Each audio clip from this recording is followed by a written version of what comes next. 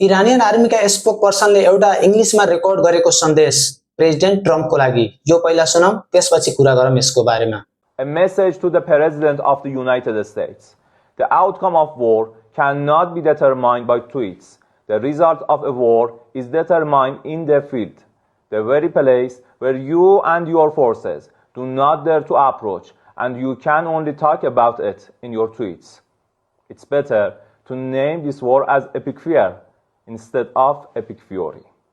यो स्पोक पर्सनले के भन्दैछ भने युद्धको परिणाम ट्विट गरेमा तय हुँदैन। युद्धको रिजल्ट फिल्डमा हुन्छ। तपाई र तपाईको फोर्सेस फिल्डमा आउन एकदम डराउँछ र यसको बारेमा तपाई खाली ट्विटरमै कुरा गर्नुहुन्छ। अनि यो स्पोक पर्सनले फेरि भन्दैछ यो अपरेसनको नाम एपिक फ्युरी भन्दा पनि एपिक फियर राखेमा ठीक हुन्थ्यो। तर यो वारमा इरानको तयारी एकदम कडा रहेको देखिन्छ। खोइ अब आगामी दिनमा के हुन्छ, वार लामो समयसम्म नहुँदै राम्रो। शेयर गर्नुहोला। धन्यवाद।